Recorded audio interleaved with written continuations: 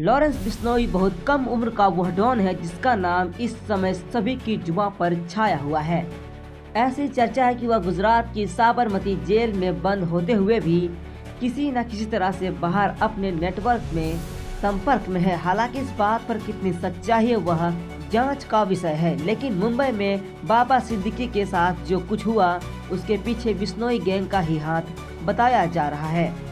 बदमाशी की दुनिया में काले अक्षरों में अपना नाम लिखवा चुके लॉरेंस बिश्नोई के निशाने पर जितने भी कई लोग रहे, अब उसी तरह से वह भी कई लोगों के निशाने पर बना हुआ है। क्षत्रिय समाज के बीच प्रख्यात करणी सेना ने गैंगस्टर लॉरेंस बिश्नोई को लेकर एक बड़ा ऐलान कर दिया है। करणी सेना ने उसके सिर पर पूरे 1,11,11,111 रुपए का इनाम रखा है। नमस्कार, मैं हूं नीतीश शर्मा और आप देख रहे हैं एनएसएस न्यूज। लॉरेंस बिश्नोई के खात्मे को लेकर करणी सेना की ओर से घोषणा की गई इस बड़ी राशि को लेकर अब हड़कंप मचा गया है। शासन से लेकर प्रशासन तक यह हलचल महसूस की जा रही है।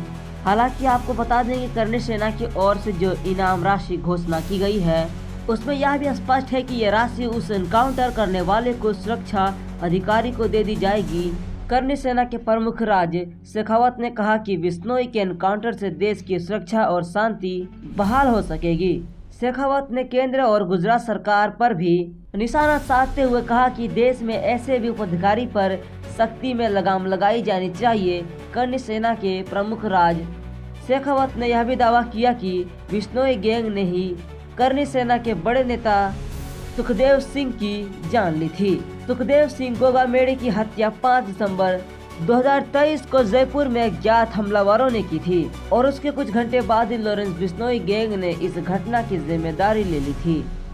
इसके बाद से ही करणी सेना ने बिश्नोई के खिलाफ कड़ी कार्रवाई की मांग उठाई थी।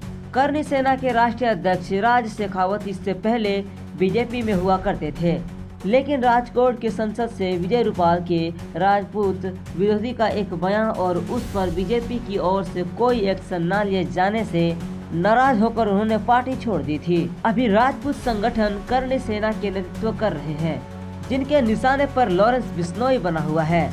बताया जा रहा है कि सुखदेव सिंह को घर में घुसकर मौत के घाट उतारने के बाद से ही राजपूत समाज में बिश्नोई गैंग को लेकर उबाल बना हुआ है। लॉरेंस बिश्नोई हाल फिलहाल गुजरात की साबरमती जेल में बंद है। उस पर कई गंभीर मामले के साथ साथ सीमा पर नशीले चीजों की तस्करी से भी आरोप है। वो काले हिरण के शिकार मामले में आरोपी रहे। सलमान खान को धमकी देकर चर्चाओं में छाया था। इसके अलावा उसके आवाज को बाहर फायरिंग मामले में भी उसी गैंग पर आरोप लगे थे। पंजाबी सिंगर सिद्धू मूसेवाला और उसके बाद अब मुंबई में एनसीपी नेता बाबा सिद्दीकी की मौत की वजह भी उसी गैंग को बताया जा रहा है।